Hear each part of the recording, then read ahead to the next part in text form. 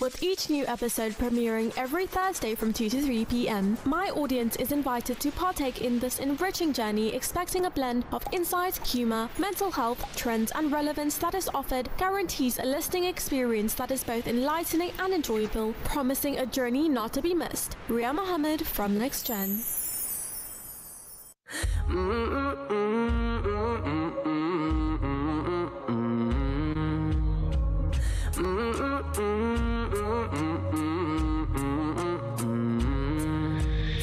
We'd love to meet you. Pay us a visit. Radio Al-Ansar. Assalamu alaikum rahmatullahi wa barakatuh. It is your host Ria Mahomed on Next Gen right here at Radio Al-Ansar. From exploring current trends to delving into pressing issues like social justice and mental health, this show fearlessly tackles the pivotal subjects that resonate deeply within our generation. My mission is to embody authenticity, relatability and humor, ensuring that even the most challenging discussions become accessible and engaging, creating a space where listeners can feel understood and entertained simultaneously. Now, today, I hope everyone's having a wonderful day. Now, let's talk about property dreams or financial trap. Genz enters the market. Now, owning property used to be the milestone, the signal that you've made it. But for many in their own 20s today, that dream feels increasingly out of reach, squeezed by rising prices, unstable income, and the cost of living that keeps shifting the goalposts. So, is the system broken, or are young people approaching property the wrong way? Now, today on Next Gen, we can get some clarity with Raisi at Law 24 Properties as a real estate agent who is in the trenches dealing with first-time buyers navigating a market that doesn't always play fair. Assalamu alaikum, how are you doing today, Rais? Walaikum assalam. How's it, Ria? Can you hear me? Yes, I can. I'm all good, alhamdulillah. Jazakallah for coming on. I mean, if I'm not mistaken, you all the way from Johannesburg. Yes, correct. Awesome, that is actually brilliant. I love the fact that I have guests on my show who are not just from Durban, so thank you so much, Jazakallah, for coming on. Now, let's dive into this topic. So, let's address the uncomfortable truth for the average 20-something today, okay? Is owning property actually realistic, or are we settling a dream that no longer exists? So I think the dream very much still does exist. It's a lot harder for our generation to do this. In our parents' time, it was almost expected for you to have a property at around our age, to be settled, married, everything set up already. In our age, if you're going to look at it, I'm going to paint a picture for you. You go to school, you finish matric at the age of 18, you maybe go to university for about 3 or 4 years, and now you're at the age of 22. After you've completed, you go into the working world, and for about 2 years, you're earning not that great of a salary. Yeah. Where do you go after you're 25? How do you get into property at this age? Yeah, that is true. Can you tell us? So, in my opinion, and this is a discussion I've had recently for young people owning property, I've been saying that for the longest time, you should buy your first investment property and then over time expand it, increase your portfolio, get that rental income. But after I've understood that the sphere and the economic world is very different now compared to my parents' time, I've understood and I've taken the approach that renting in your 20s and early 30s is the way to go. And buying an ownership is probably what you're looking for after 35. I see, that's really interesting. Now, let's talk about affordability. Now, banks, of course, they talk about affordability, but young people are dealing with contract work, like side hustles and inconsistent income. How do lenders really assess Gen Z, and what does it take to actually qualify for a bond? So the banks would look at, if you're earning a salary for 3 months of bank statements and pay slips, your ID, so they can see if you are a good payer. If you have a more inconsistent stream of income where you have these side hustles or your business is commission based, the banks ask for 6 months instead of 3 months. But the most important thing they want to look for is that are you consistent? That even months when you are good and are bad, do you have this minimum amount that you come up with every month that you can use when you want to purchase a property? Okay, that's interesting.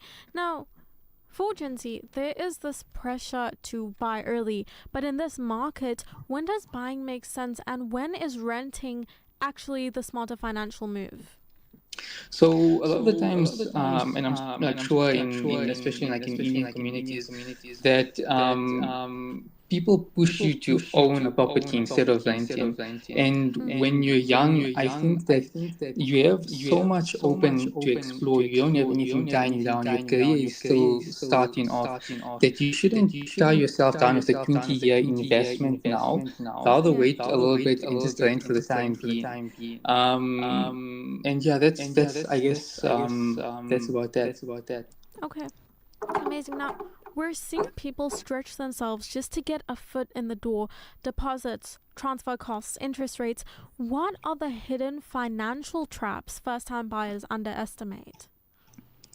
So, with regards to that, I always advise first-time buyers or any buyers in general to use a bond originator. This bond originator will look at a whole host of different banks and give you the best deals, right? But also with that, in the documents that they give you, they outline every single amount that you are going to be paying, whether it's transfer duties, whether it's bond registration, attorney costs. So in that day, you'd see a breakdown for where every single cent goes when purchasing a property. So there isn't really anything hidden from the transaction itself. The hidden items come after the purchase, right? And that's why it's so important that when you purchase a property, that you ask for certain things, right? You ask for financials of a complex to see if they are in good financial standing. You ask for a disclosure document that the owner signed that if there's any defects in the property, it's addressed and you know about. How would you feel if you bought a property only to find out after buying it that the geyser is burst and the electrical isn't in place? So all of these things, the hidden costs really come after, and you might not know about it. That's why from before purchasing, you need to know about them. Okay, that's interesting to know. Now, okay, I have one more question for you today. If someone in their 20s wants to enter the market in maybe the next 2 or 3 years, what should they be doing right now to position themselves practically and not theoretically? On the practical sense, a lot of young people neglect their credit score, or they don't take their credit as seriously as they should. A bank won't be able to give you or a good payer. So firstly, number one, you want to take care of your debts. If you have any debts, clear them up. If you have a bad credit score, you need to also start fixing that to a point where you are considered low risk, where you can get 100% bond or 90% bond. So in the short term, and practically what you need to do, sort out your accounts, get your money in the right places, and also learn to start saving, because all of these things add up when you purchase a property. Like you mentioned, it's not only the sale amount. For example, 1 million. There's also bond transfer, attorney costs. All of these are extra costs that add up at the end of the day. So it's not just a straight number. There's always extra, and when you purchase a property, also there's even more if you do on renovations. So it's about saving, and it's about good money handling, and just rectifying anything that you can. Okay, brilliant. Okay, I actually have one more question for you today before we end off. Is property still the wealth building tool to our parents, tool our parents believed in, or is Gen Z going to have to rethink their entire idea of ownership? I don't think that property is the only way to go. And day by day, I'm seeing that property is actually just a big headache. And I do rentals, I do sales. I see how the law kind of, if you work your blood for your blood, sweat, and tears, and you put that money into a property, or for a tenant to come in and ruin your property, or, they use the law. I found out this law recently that if a person is not paying and you're looking to evict them, and they suddenly all of a sudden have a child, you cannot evict them. That means that property that you paid for, and people use this to actually these loopholes to kind of trap people into keeping them into the property. That you cannot evict when a child is in the property. Rentals are not as easy as it used to be, and the caliber of people also has dropped to a state where you feel sort of too minded to put anyone in, even if their credit score is good. Okay, awesome. Well, I really appreciate your time today. I mean, that was very informational and insightful. So, Jazakallah for coming on. I really appreciate it. No problem. Thanks for having me. Awesome. Assalamu alaikum. Wa alaikum salam. Okay, so we are going to be back right after a quick ad break. I'll see you soon. Radio Al Ansar, 24/7, 365.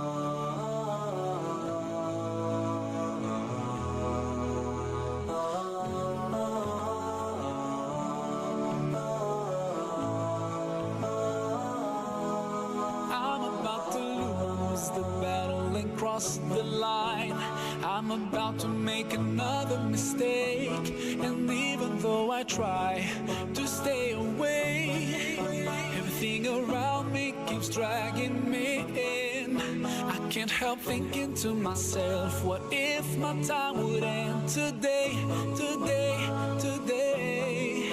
Can I guarantee that I will get another chance before it's too late, too late, too late? Forgive me.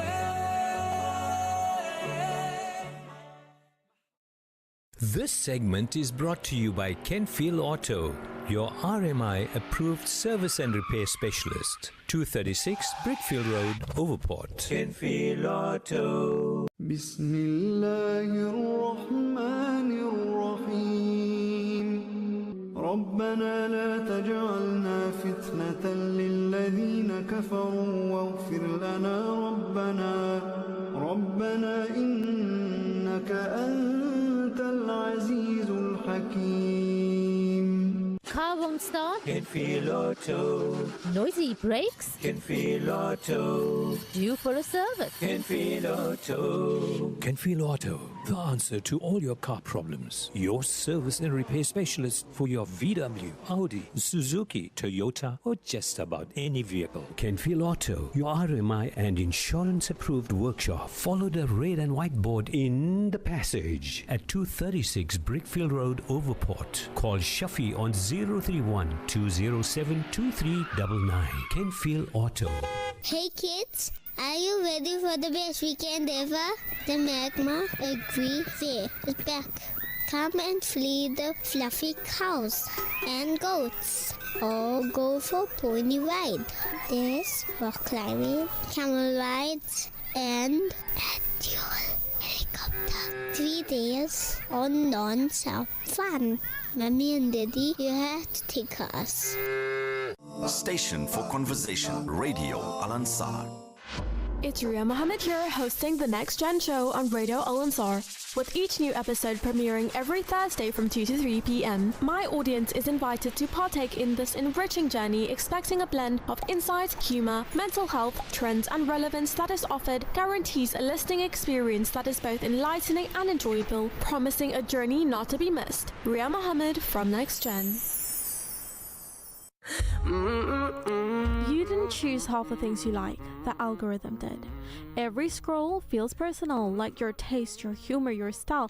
It's all you. But if you pause for a second, a lot of it looks the same. Same routines, same outfits, same opinions. So welcome to Ria's Reality Check live on Next Gen on Radio Al Ansar. Now, things the algorithm made popular, and we actually just went along with it. Productivity hacks that no one sustains. What you're pointing at is something a lot of people feel but don't always articulate, okay? The gap between performative productivity and sustainable living. So let's unpack this, okay? Now here's the illusion of the perfect system, okay? Things like cold showers, 5 a.m. wake-ups, hyper-structured days, they can work. The problem is not that they're fake. The problem is that they're treated like universal formulas. Now, most of these routines come from a very specific context, like control schedules, fewer unpredictable responsibilities, high motivation, which is often short-term, and sometimes a camera is rolling. When you see something online following a rigid routine, you're often seeing a curated version of reality and not the full, messy middle. It's closer to a highlight reel than a full documentary. So when your real life, like your fatigue, stress, interruptions, mood shifts, doesn't match that structure, it feels like failure, even though you're just operating in normal human conditions. Then now we're looking at the biology that people ignore. Your body isn't a machine you can optimize endlessly. It runs on rhythms like sleep cycles, energy fluctuations, and emotional states. For example, forcing a 5 a.m. wake up when your natural rhythm isn't aligned can actually reduce productivity, and this ties to your rhythm, your internal clock that regulates alertness and rest. So ignore that long enough, and what happens? Burnout, inconsistency, eventual collapse of the routine. I mean, that happened to me where I'm currently working, and I'd have to wake up at about probably 7:30 because I take a while to get ready, and I start work at 10. But because I'm like working every single day, 6 days a week, and then I end up sleeping really late and then having to wake up really early, that messes up my routine. Another thing is, like, I'll say, it's so weird because I'll say, okay, I'm gonna sleep at 10 o'clock, but then I end up waking up really late the next morning if I don't have work, or in general I can't wake up. But let's say I sleep much later, maybe at about 12 or 1 o'clock in the morning, I can wake up early. So I try to make sense of that. So it's not laziness when you fall off. It's your system correcting something unsustainable. And then we're going to look at motivation versus identity. A lot of these hacks rely on bursts of motivation. But motivation is unreliable because it spikes, crashes, and negativity. Now, what actually sustains behavior is identity. Okay? There's a well-known idea popularized by James Clear, where you don't rise to the level of your goals, you fall to the level of your systems. But even that gets misapplied, okay? Because people build rigid systems instead of adaptive ones. So if your system only works when you're well rested, everything goes according to plan, and you feel inspired, then it's not your system. It's a fair weather routine. Now, here's the content economy problem. This is where your point cuts deeper, okay? A lot of productivity culture is shaped by what looks good and not what works long term. So platforms like YouTube and TikTok reward aesthetic routines, extreme discipline, and dramatic transformations. So let's say a calm, realistic day doesn't go viral. A hyper-optimized, perfect morning routine does. So people end up living and copying systems that were never designed for living. They were designed for watching. Now, what's the hidden cost? All or nothing thinking, okay? This is the trap. You follow the routine, then you feel like you're in control. You break it, then you feel like you've failed. That mindset is more damaging than the routine itself. It creates a cycle, like start strong, slip once, abandon everything, restart later with even stricter rules. Now that is not discipline. That is instability dressed up as discipline. Now what actually works, but looks absolutely boring? Sustainable productivity is less impressive, but far more effective. Like flexible consistency, not to wake up at 5 a.m. daily, but protect your sleep and start your day with intention. Then minimum viable habits, do the smallest version on bad days. Now, if you can't do an hour, do 10 minutes. Stay in motion. And then energy biased or based planning. Work with your peaks and dips instead of forcing uniform output. Recovery built in. Rest is not a reward, but it's part of the system. And then, of course, room for being human, because you are a human being and you deserve those days off. Because days off don't break the system. They are expected. Now, reframing the failure. So when someone falls off a productivity routine, the honest interpretation is the routine failed the human, not the other way around. A good system bends, a bad system breaks you.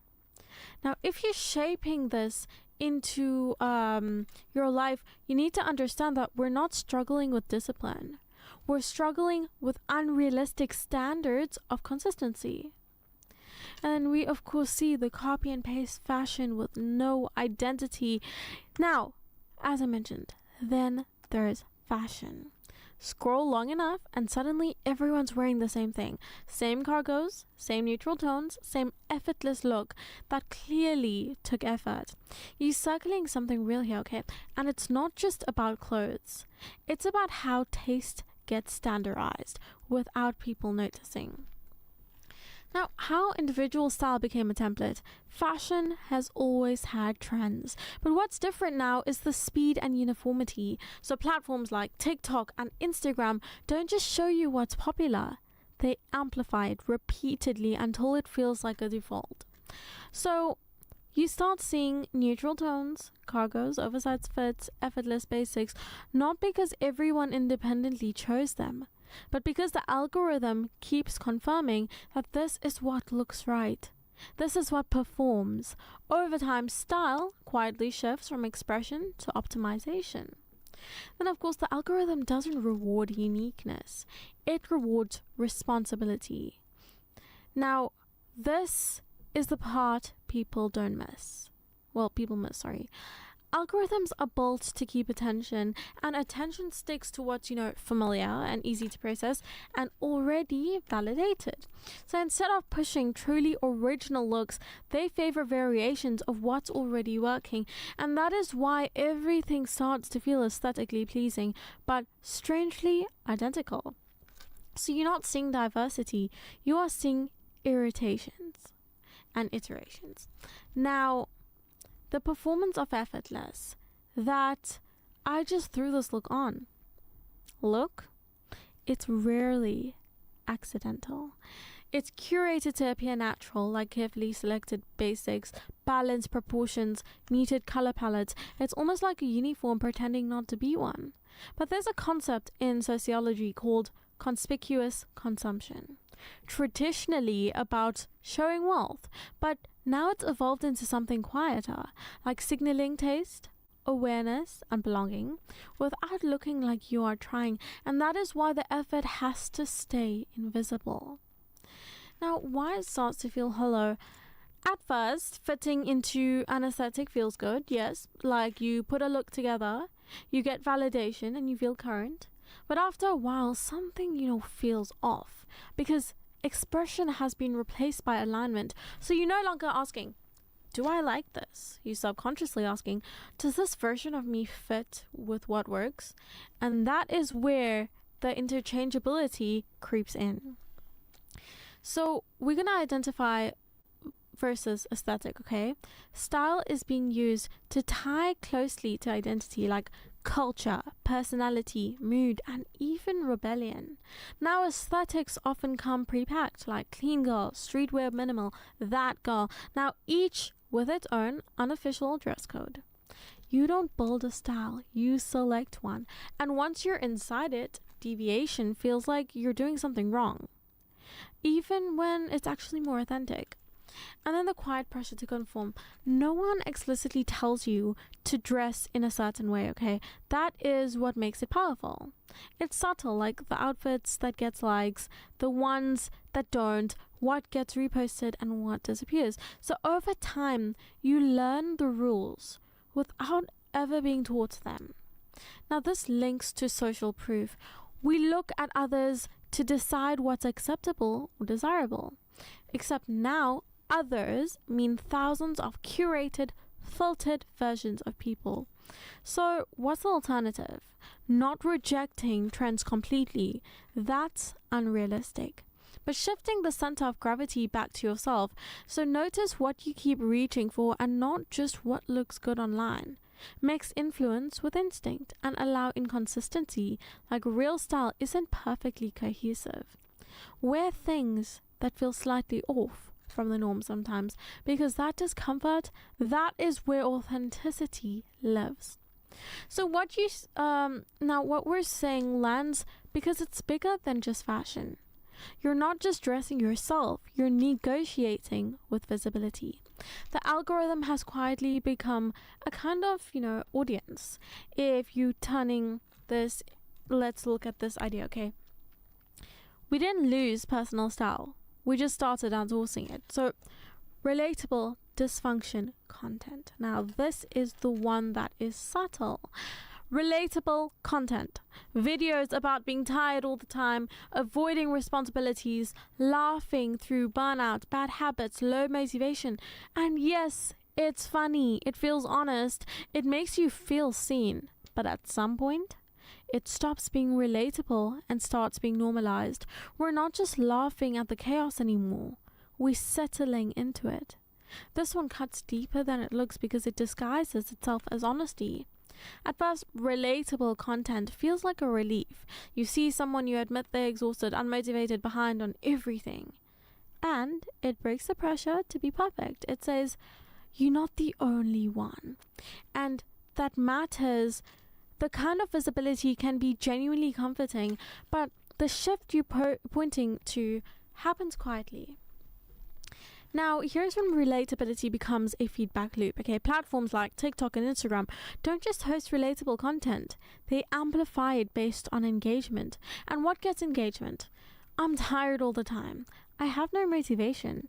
I keep procrastinating. Because people see themselves in it. They like it, they share it, they comment on it. And the algorithm reads this as, this is valuable, show more of this. So now you're not just occasionally seeing that message, you're surrounded by it.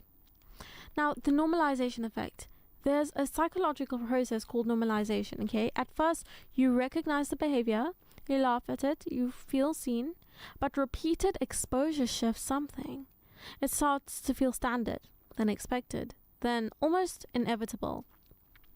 So instead of thinking, I'm stuck in a rough patch, it slowly becomes, this is just how life is. And that is very different mindset. Okay, I'm going to be back right after a quick ad break where we're going to discuss humor as a soft shield. Radio Al Ansar, 24/7, 365. Qurbani is an act of worship, a sacrifice made for the sake of Allah. But for some families, it may be the only time all year they are able to have meat. A simple meal, shared, remembered, longed for. This Eid, your Qurbani can reach them. From just 1,300 Rand, you can provide Qurbani meat to families in over 30 countries. Make your Qurbani count for them. Give Qurbani, give love with Islamic relief.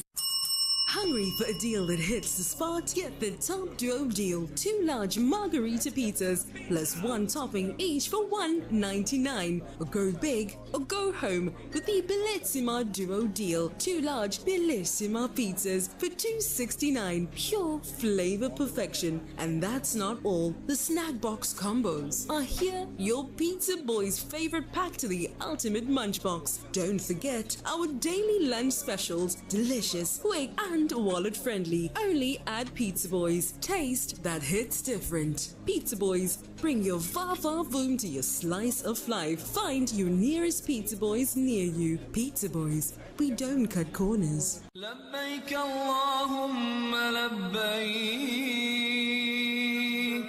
Are you going for Hajj or Umrah? We at Al Ansar Shop have got you covered. From ihrams, ihram belts and kitabs. We're also stockist of Zamzam water from the wells of Mecca, dates from Medina, all at a ridiculously low price. Visit us at 207 West Road or call us on 031 208 1601. Al Ansar Shop, your one-stop Islamic shop. اللهم انصر إخواننا المستضعفين على أرض فلسطين. اللهم انصر إخواننا المستضعفين على أرض فلسطين. اللهم حرر المسجد الأقصى من اليهود الغاصبين. اللهم انصر إخواننا المرابطين على أرض فلسطين. اللهم شد أزرهم وسدد رميهم برحمتك يا أرحم الراحمين. اللهم الطف بإخواننا في كل مكان يذكر فيه اسمك يا أرحم الراحمين. استنصروك يا الله فانصرهم. اللهم ارحم الضعفاء والفقراء والمساكين والأيتام والنازحين والمشردين والأسرى يا أرحم الراحمين. اللهم أنج المستضعفين من المسلمين في فلسطين، اللهم كن لهم عونا ونصيرا، اللهم كن لإخواننا المرابطين في المسجد الأقصى، اللهم كن لهم ولا تكن عليهم، اللهم فرج همهم، نفس كربهم، داو جرحاهم، عاف مبتلاهم، اشف مرضاهم، ارحم موتاهم، تقبل شهداءهم. Looking for the perfect family day out? Join us at the Magma Agricultural Family Fair, where food, fun and farm life come together. Enjoy exciting activities from animal encounters to live entertainment and hands-on farming experiences. And come hungry because we've got plenty of delicious food stalls just for you. Plot D353 Omlas Road, Camperdown. 1st, 2nd and 3rd of May. Magma, bringing families together, farm style. Tweet us at Al-Ansar Radio. It's Ria Mahomed here, hosting the Next Gen show on Radio Al-Ansar, with each new episode premiering every Thursday from 2 to 3 p.m. My audience is invited to partake in this enriching journey, expecting a blend of insight, humor, mental health, trends and relevance that is offered, guarantees a listening experience that is both enlightening and enjoyable, promising a journey not to be missed. Ria Mahomed from Next Gen.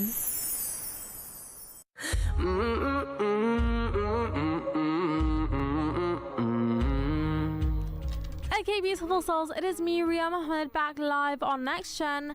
Now let's talk about humor as a soft shield. A lot of this content is framed through humor, and humor is powerful. It makes things difficult and easier to face, but it can also soften urgency. If burnout is always presented as a joke, a meme, a punchline, it becomes easier to sit in it. You're no longer confronting the problem, you're coping with it socially. There's a concept called cognitive dissonance. Okay, so cognitive dissonance. Instead of resolving that discomfort by changing behavior, humor helps reduce it without requiring change. So the cycle continues. You feel off, you laugh it off, you stay in the same pattern. And now here's shared struggle versus shared stagnation. There's a difference between being understood and being held in place. Relatable content often creates a sense of community where we're all struggling together. But without counterbalance, it can quietly become we're all staying here together. And that is where it shifts from connection to stagnation. Now, identity starts forming around dysfunction. This is where it gets subtle but serious. When you repeatedly engage with content about being underproductive, avoiding responsibilities, lacking motivation, it can start shaping how you see yourself, not consciously, gradually. There's a principle called self-perception theory. So if your environment keeps reinforcing you're the tired one, you're the procrastinator, you're the chaotic one, that identity can start to stick even if it's not fixed or permanent.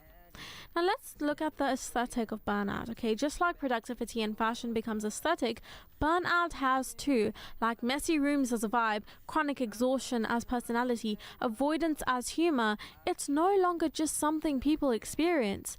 It's something that's presented.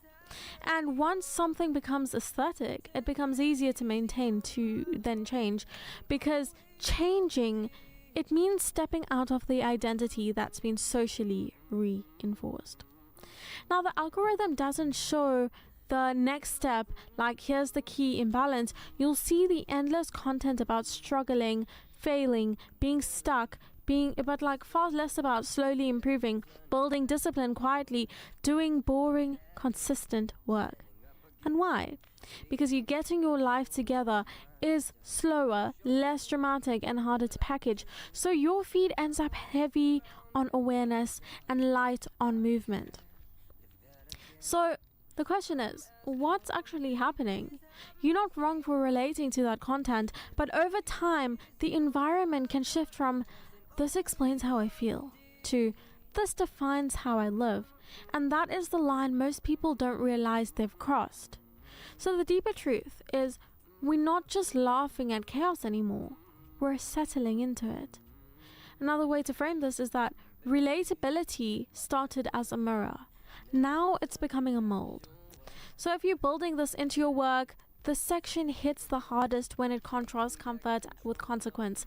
Because the truth isn't that relatable content is bad. It's that without awareness, it can quietly lower your standards from your own life. Okay, anyway, it's time to wrap up. I will be seeing you next week, Thursday, from 2 to 3 p.m. In fact, I need to check my calendar for it because I do know this is a new month. Okay, awesome. The 7th of May, inshallah. Assalamu alaikum wa rahmatullahi wa barakatuh.